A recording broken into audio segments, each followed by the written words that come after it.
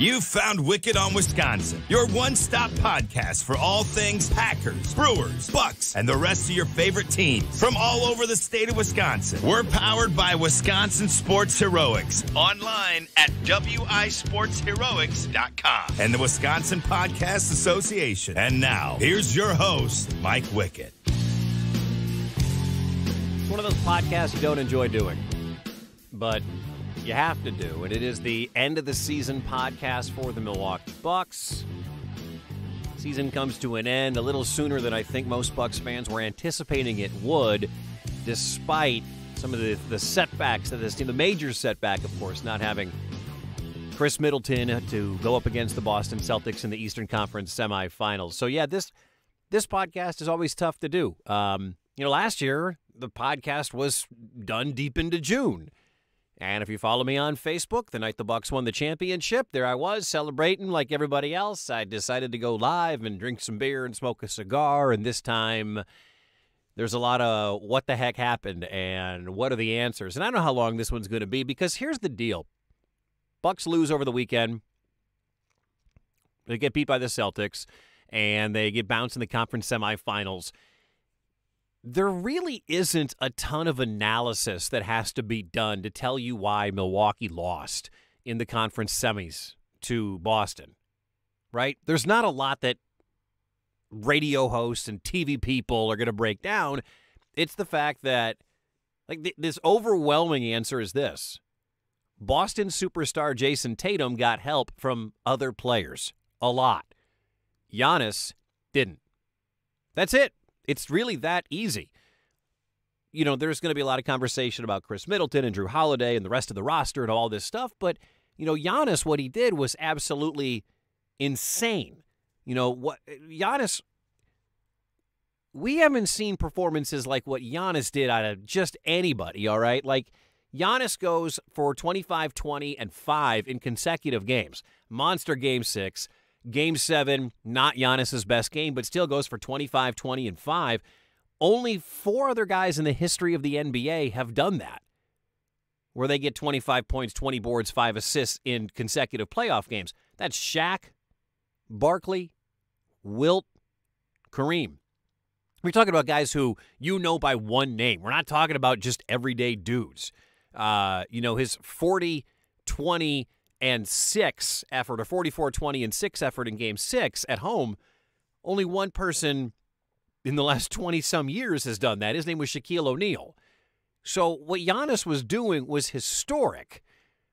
But those other guys I mentioned, sans Barkley, Wilt, Kareem, Shaquille O'Neal, had help. And say what you want about Drew Holiday, it's fine. Drew Holiday I don't look at as a guy that I can count on to, every couple of nights get me 28, 32, 40 points. That's not Drew's game. They miss Chris Middleton. There's absolutely no doubt in my mind that Chris Middleton was perhaps the deciding factor in this series. And I'm not making excuses because Bucks fans who listen to Brooklyn fans make all the excuses in the world a year ago when Kyrie got hurt. You said, well, whatever. We still would have. I don't know if the Bucks would have beat Boston with Chris Middleton. I do know that Chris Middleton would have shot better than Grayson Allen, Bobby Portis, and Brook Lopez from 3. More on those numbers in a sec.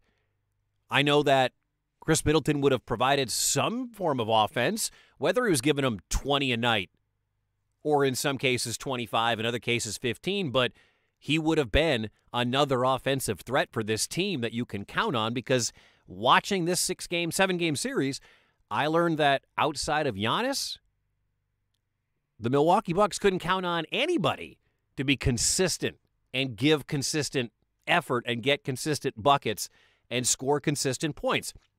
The hot internet take is going to be about George Hill and Javon Carter and who was D'ing up, Jason Tatum. That didn't factor into this. If George Hill was outmatched, but Bud went with a veteran with a huge wingspan. Javon Carter is a physical dude, but it's not like Javon Carter was going to lock Jason Tatum down and hold him to 14. Tatum went crazy in the last 2 games, especially in Game 6 at Fiserv Forum. So get that out of all the talk about Javon Carter versus George Hill. No. The difference was the Milwaukee Bucks didn't have any help for Giannis. Boston did. Now, factor in as well the Bud decision. Bud's defense for his entire time has packed the paint, and we're going to dare you to shoot 40% from three. Guess what? Boston did it. They hit 17 on Friday night in Game 6. They hit 22 in Game 7. I mean, if they hit 22, which was the record, by the way, for Boston in a Game 7, if they hit 22 and won by 3 points, I'd be a little more upset.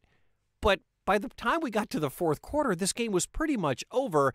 The Bucks weren't going to change their defensive strategy for whatever reason. Bud was not going to change the defensive strategy. Pack the paint.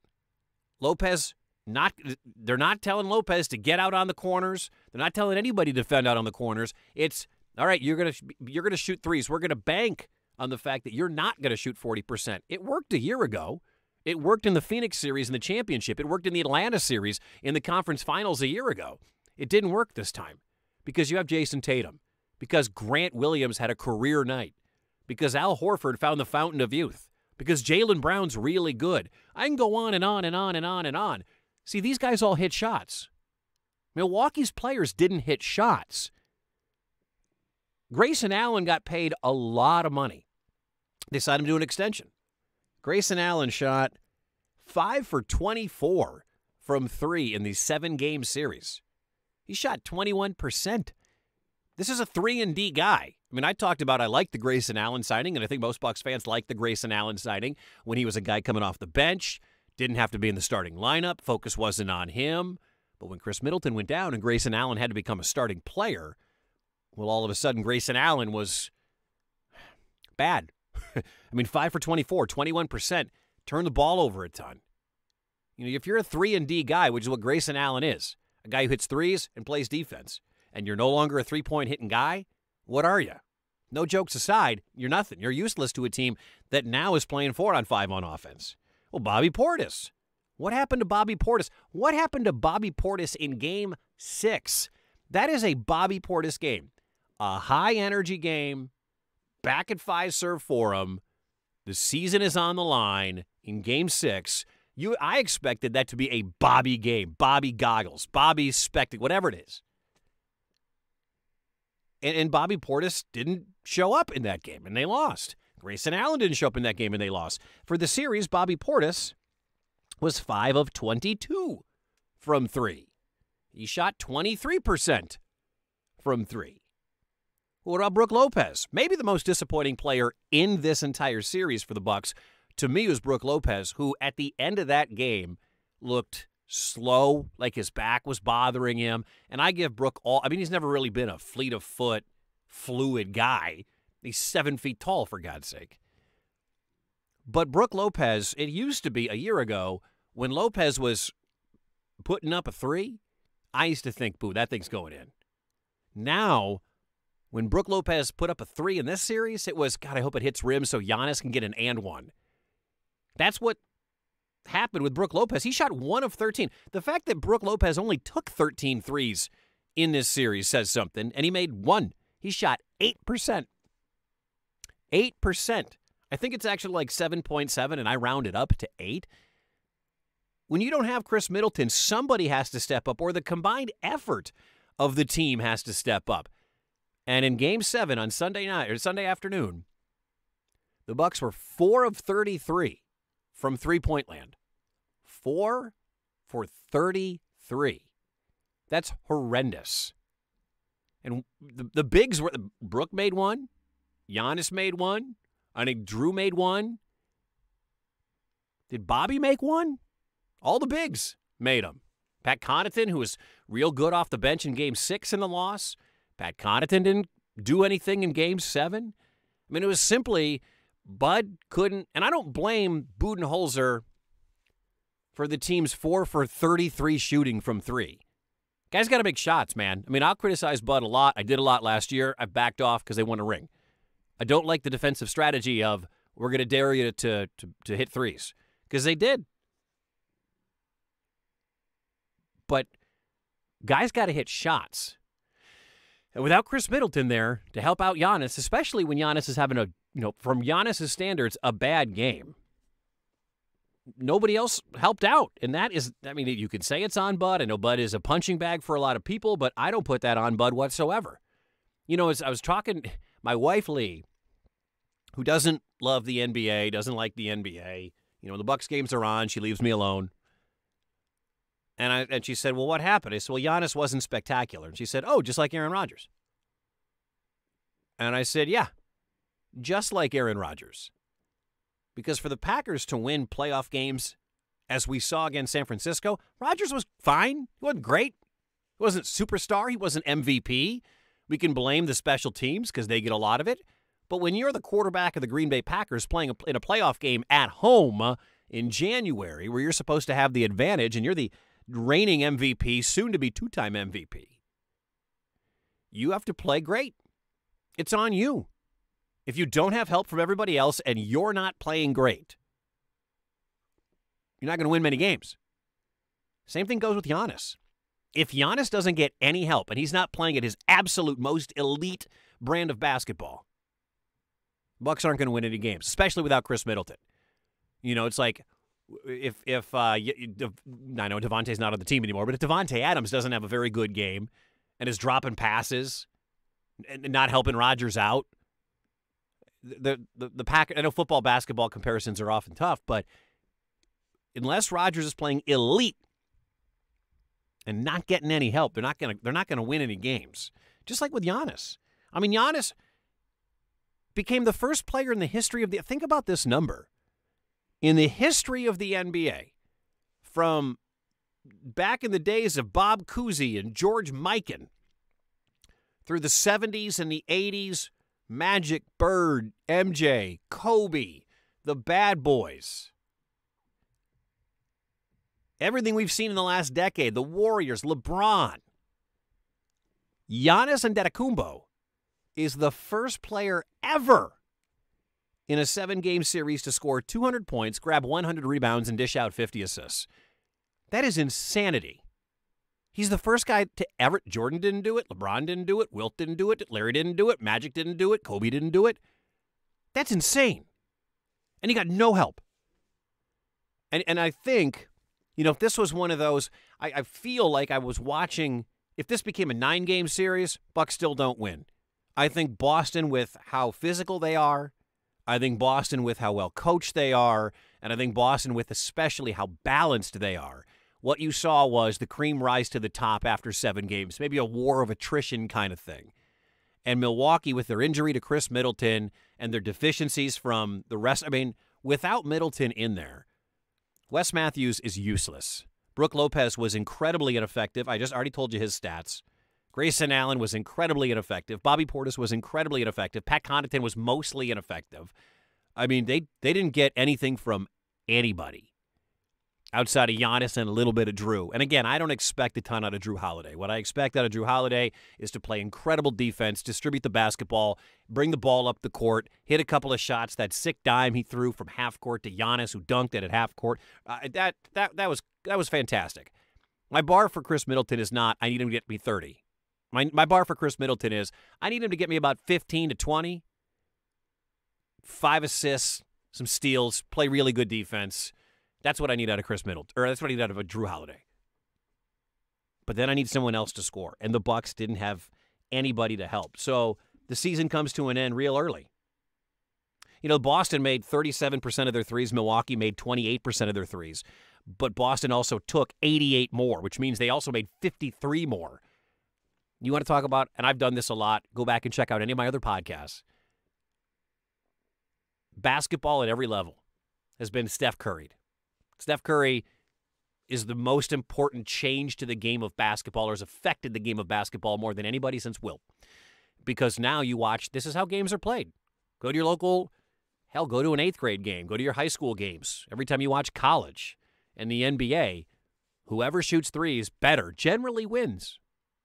And that was the case in this series. Milwaukee didn't shoot threes well. Boston did. Milwaukee didn't get much help outside of their superstar. Boston did. And you can talk about defense all you want, and maybe Boston gets a lot of credit for forcing Milwaukee into some bad shots, you know, rushed threes. But that's a better team right now. That Boston team is better than this Milwaukee team without Chris Middleton. Are they better than Milwaukee with Chris Middleton? I don't know. But Milwaukee was up 3-2 going home, couldn't win, went on the road, played like ass outside of Giannis. And Giannis didn't even play great. Giannis it's like when Rodgers had that 4,000-yard season, threw for 25 touchdowns or whatever, and 6 picks. And fans are like, oh, Rodgers is regressing. Why do you think they drafted Jordan Love? Whereas every quarterback outside of Mahomes and Josh Allen would probably take that stat line every year for their career. That's the bar now. That's the bar for Rodgers, and that's the bar for Giannis. Giannis, 25-20 is fine. But in that game, you needed the effort from the night before where he went off for 44-20. You know, if Rodgers throws for 250 and a touchdown, no picks, you're like, all right, good game. Packers don't win playoff games when Rodgers has that kind of performance. Or throws for 250 flat and no interceptions. Same comparison. Rodgers and Giannis. They both have to play great, and they still need help because this is still team sports. It's not golf. It's not tennis. It's not boxing. You still have to have the better team, in most cases, to win games. The Bucs didn't have that. Just like the Packers didn't have that against the Niners in that effort back in January. So what now? Well, Bobby Portis may or may not be on this team next year. I sure hope he is. I like Bobby a lot. Pat Connaughton. I mean, he and Bobby both may opt out, get paid elsewhere. We'll see if Milwaukee can finagle its cap. I mean, look, they're paying Giannis an insane amount of money. Drew Holiday's getting an insane amount of money. Chris Middleton's getting an insane amount of money. There's not a lot of room for the Milwaukee Bucks to add pieces. It's not like the NFL cap where they can massage and kick stuff down the road and the cap isn't real. The Bucks situation is kind of what it is.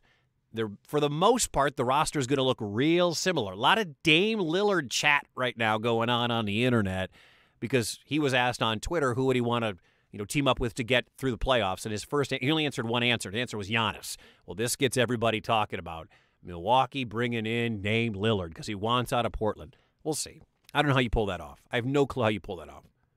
He was banged up last year, too. So now, all of a sudden, is he a bit of damaged goods? I don't know. We'll get to that.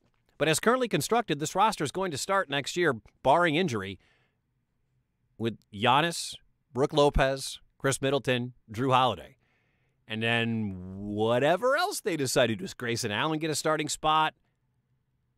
You know, I don't need to see Wes Matthews in a Bucs uniform ever again. I don't need to see George Hill in a Bucs uniform ever again. You know, what's the future for Jordan Norah? Is he going to get some actual PT that matters? Is he going to run? I don't know. But there's not a lot of change coming to this roster in terms of the core of the big four or the big five. It's probably going to be the same next year. And if they can stay healthy, can they get past Boston in a 7-game series? Probably. I mean, Boston's roster probably will change. Grant Williams about to go get paid, I think, elsewhere. So I don't know what Boston's going to look like a year from now, but without Chris Middleton, without getting any extra help, the Bucs were mismatched, overmatched. And that's just the way it is. And I hate doing this podcast this early, but that's the way that it is. I thank you for checking it out. I thank you for listening. If you're a Bucs fan, keep your head up.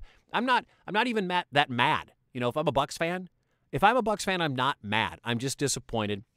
You know, we talk about wasting Rodgers years.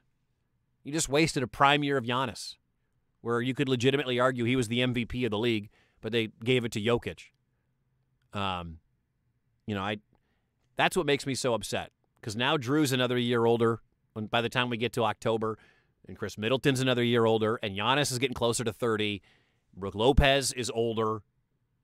A lot of these guys are getting older. This isn't the youngest team in the league, and they're not getting any younger, so wasting this prime year. And they got bit by the injury. I'm not even mad at Chris Middleton. I'm not mad at anybody. I'm just disappointed that it happened because, again, you wasted prime Giannis for a year. Well, waste is it's a waste. I guess it's a waste. They didn't win a championship. So if your goals are just championships, man, that bar changed for Milwaukee, didn't it? Now the bar is championships or bust, like it is in Green Bay. And they didn't get it done. So that's that. Thank you for checking out the podcast. If you want to read more, I wrote a story about needing scoring before Game 6, wisportsheroics.com, like it says right there in the logo. If you're watching the video, you can follow me on Twitter at Mike Wickett. wisportsheroics.com. Make sure you subscribe to the podcast. Please rate and review the podcast so I can grow this podcast. We'll do another one next week. It may have to do with the Green Bay Packers, who, oh, by the way, just signed Jair Alexander to a mega extension. Again, I don't understand how the cap works in the NFL. It's not real. But I'm happy to see Jair coming back, and maybe next week the freed up $7 million in salary cap space will lead to a conversation about a wide receiver they may be able to sign. We'll do that this week if news pops. But that's it. I'm out. Thanks so much for checking out the podcast. As always, go Pack, go Bucks, and go Brewers.